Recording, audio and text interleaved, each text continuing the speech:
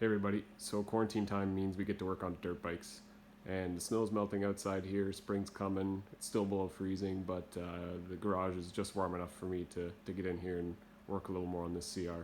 So today I'm going to be showing you the process of checking the health of the clutch pack. I have a feeling it's worn out on this old girl, so I will show you the process and yeah, hopefully learn a thing or two. Now the reason I have the bike on the side is because it's got a brand new engine. It's only run for maybe all of a couple of minutes, just me doing general checks. So the oil that's in the bottom end is still brand new. I don't really feel like changing it yet.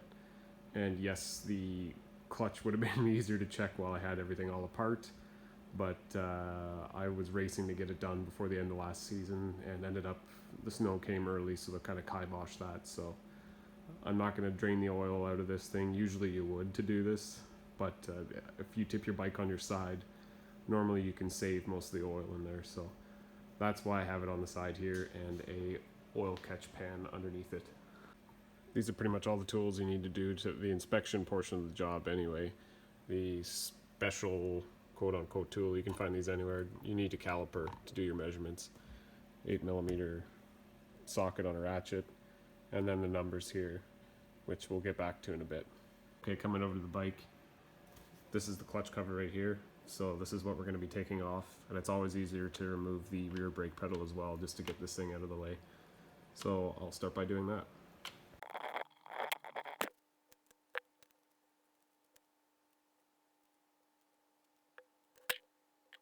So once you get the cover off, break loose the 6 bolts that hold the springs down. Give them a quick bump with the ratchets because they'll want to spin the whole entire clutch. So just give them a quick bump with your hand and to break the torque loose and widen them all out evenly. And then remove the pressure plate and be sure not to lose any washers on the bearing underneath. Then pull the clutch packs out. Make sure you get all of them. Here's the numbers we're after. If you don't have a manual for your bike, just Google it like I did here for this 98. Most of the information is there you need. Anyway, the limit for the Springfree Length, which I'm measuring first, is 44.7mm. New ones are 45.7. Then all you do is obviously zero your caliper first, make sure it's on millimeters, not inches. And then grab your first spring, shove it in there, and obviously springs compress, so you have to be kind of careful and you have to get a feel for it. You want the caliper to just rest on it and not squeeze it in any farther, as you'll get a bad reading. Just repeat the process for the next 5.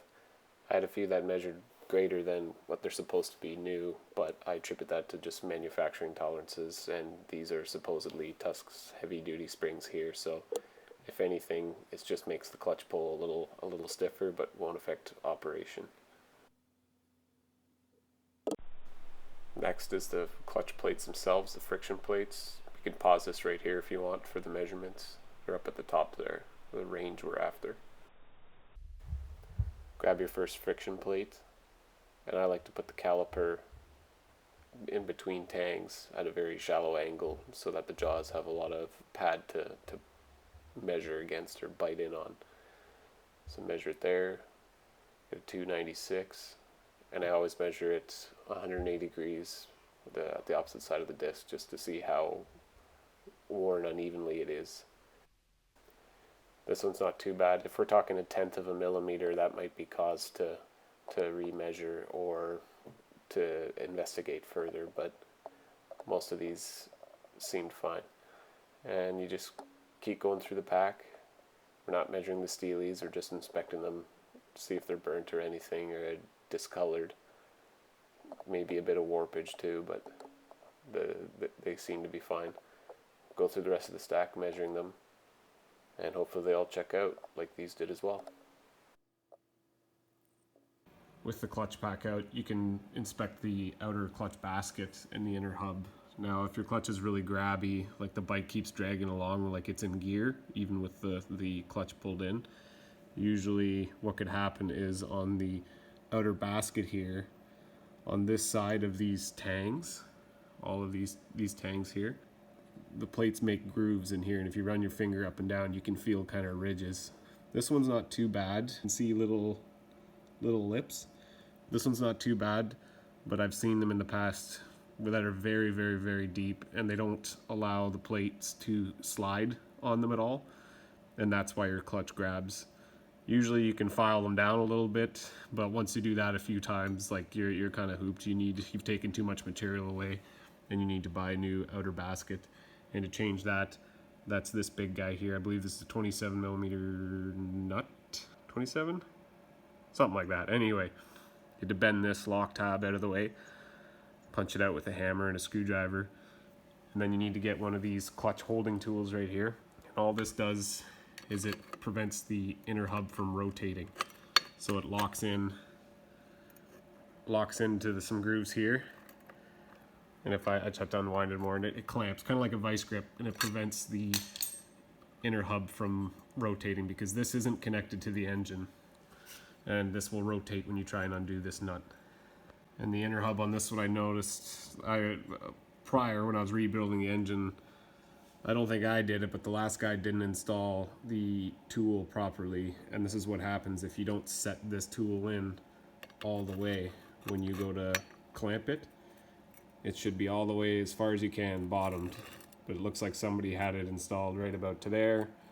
Take the nut off, and it just bent that over. So that kind of sucks, but not much I can do about it right now. It's not worth me getting a new hub. I don't think it'll affect the operation of the clutch, but yeah, something to look out for too. So with everything looking serviceable and my plates measuring okay for now, I'm going to start putting this thing back together. Okay, I'm just about to put the pressure plate back on here, and it's always a good idea to make damn sure that this bearing is together before you put it down. All your washers are in place, and that it looks like this. If you've lost a washer and you go to put it all back together, you'll wonder why your clutch doesn't work properly. You're going to damage things, so make damn sure the stack up is correct here, and then you slide this down on top of the actuating rod. Then you can put the pressure plate down. When you're putting the bolts back in for the springs and you're tightening them up, do it in a diametrically opposite pattern, just as if you're tightening the wheel on your car or crushing a gasket of some sort. And the torque for those spring bolts is 88 inch-pounds or 10 Newton meters. So they're not all that tight. And something else I didn't mention, if you are installing brand new plates, I highly recommend you fill a Ziploc bag or something full of whatever bottom end oil you use, and let the brand new plates soak in there overnight, ideally, or minimum a couple hours. If you don't, in my experience, you will put it in there and the friction pads won't be saturated in oil enough, and your clutch will grab and it won't operate properly. So something else to keep in mind. Anyway, thanks for watching, and any other questions, feel free to let me know, and we'll see you next time.